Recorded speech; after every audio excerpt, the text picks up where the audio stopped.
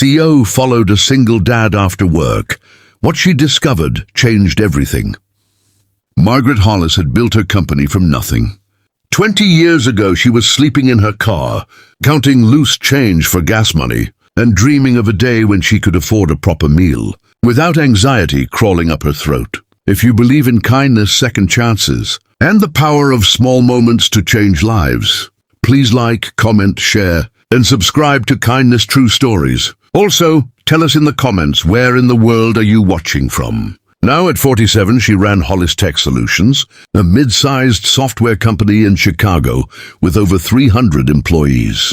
She was known for being sharp, fair, and occasionally intimidating. The kind of woman who noticed everything and forgot nothing. So when she started noticing Daniel Reyes, one of her junior data analysts, she paid attention to what her instincts were telling her. Daniel was good at his job, exceptionally good actually, but something about his daily routine had started to catch her eye over the past few weeks. Every single day, without fail, he left the office at exactly 4:47 p.m., not 5 o'clock like everyone else, not 4:30, always 4:47. He never attended after-hours team dinners, always declined the Friday drinks invitations, and whenever anyone suggested a weekend work retreat, Daniel would smile politely and say he had a prior commitment. Margaret had promoted people less punctual and less talented, but Daniel's mysterious clockwork exit had begun to bother her in a way she couldn't quite explain.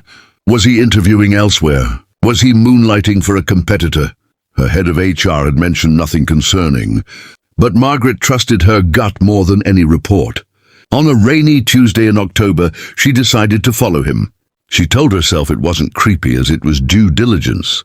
She grabbed her umbrella, slipped on her long coat, and walked out of the building 2 minutes after Daniel disappeared through the revolving glass doors.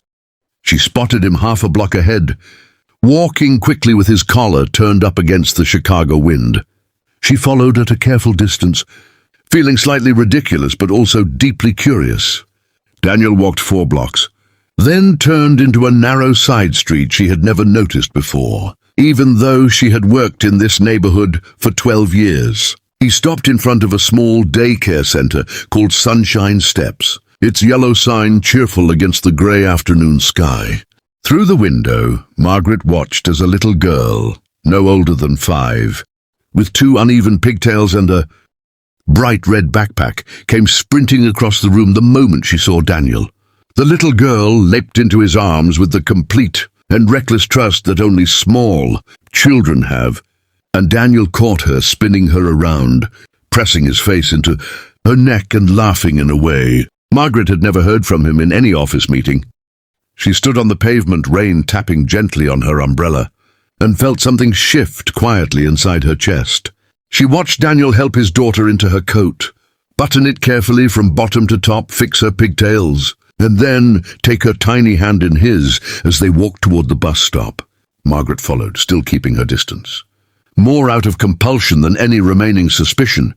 At the bus stop, she overheard the little girl chattering about a drawing she had made of a dragon and a princess, who were actually best friends, and Daniel listened with the focused attention of someone who had nowhere else in the world he would rather be.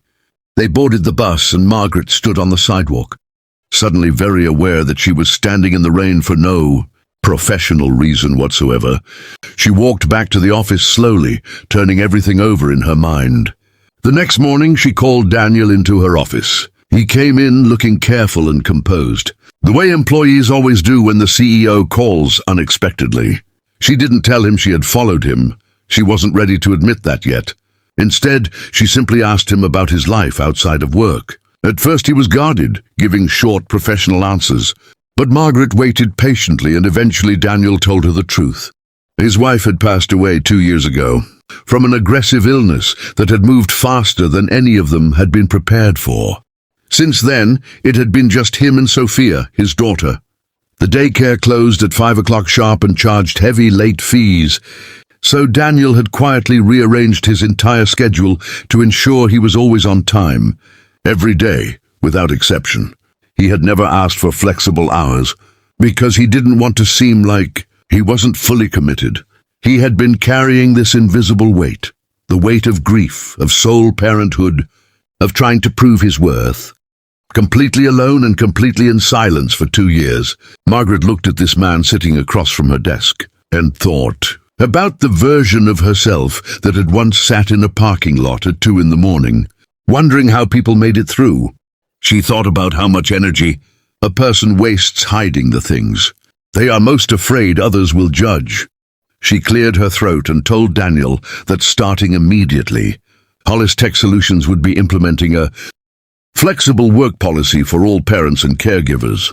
She also told him she was recommending him for a senior analyst position that came with a significant raise. Daniel stared at her. His eyes went glassy for just a moment before he pulled himself together and thanked her quietly. Margaret shook her head and said, "No, thank you, for showing up every single day and doing it so well. Sometimes the most remarkable people are the ones carrying the heaviest loads with the quietest steps, and all they need is for someone to finally notice." If this story moved your heart the way it moved ours, please show your love by liking, sharing, and subscribing to our channel, Kindness True Stories, where every story is a reminder that compassion still exists and humanity is still worth believing in.